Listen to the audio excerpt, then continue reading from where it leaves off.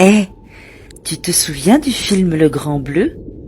Jacques Mayol, l'homme qui plongeait comme s'il appartenait à la mer, tout ça. Eh bien, il a beaucoup plongé en Sicile. Et à Taormina, il y a même un restaurant célèbre où l'on aime raconter ses exploits. Mais, bref, bien avant lui, il y avait déjà un autre homme-poisson. Lui, il n'a jamais signé de contrat avec Luc Besson et surtout, il n'est jamais remonté. Je vais te raconter une légende, une vraie, une de là-bas. Son nom était Nicola. Les pêcheurs l'appelaient Colapesce. Cola, diminutif de Nicola, et pesce, poisson. Poisson, parce qu'il nageait comme si ses jambes avaient oublié l'existence de la terre ferme. Lorsqu'il glissait sous la surface, tout devenait léger. La mer l'enveloppait comme une vieille amie, apaisant chaque geste. Autour de lui, les rayons du soleil dansaient, se brisant en milliers d'éclats mouvants. Et dans ce silence, on aurait dit que le temps lui-même s'arrêtait pour le regarder passer. Il passait ses journées dans la mer, pas pour pêcher, non, pour explorer. Il revenait avec des histoires, des cités englouties, des volcans endormis, des statues couvertes de corail.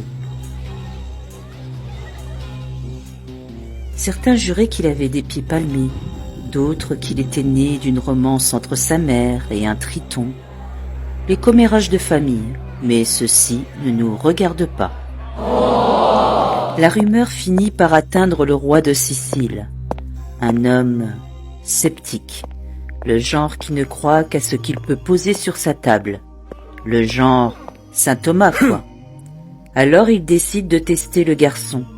Il jette une coupe d'or dans la mer et ordonne: ramène-la.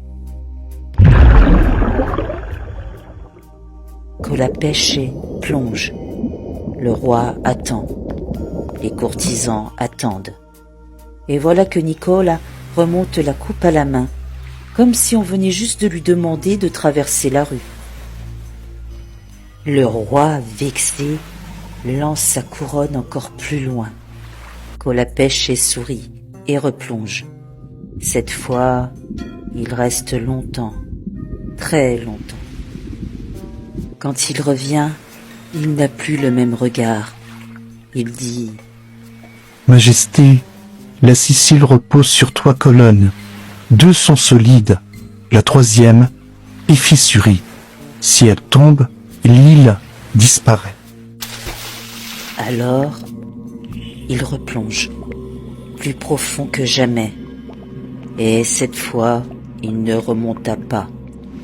On dit qu'il s'est installé sous la colonne cassée et qu'il la soutient depuis ce jour. Bien sûr, il existe plusieurs versions de cette histoire. Dans certaines, il continue de nager librement au fond. Dans d'autres, il se sacrifie vraiment. Mais celle-ci, c'est ma préférée. Quand la terre tremble et que l'Etna gronde, les anciens disent que Colapesce a bougé, sans doute pour éviter les courbatures. Alors, si un jour tu plonges en Sicile et qu'une ombre immense apparaît sous toi, remonte. Parce que ce n'est pas un rocher, c'est sa main.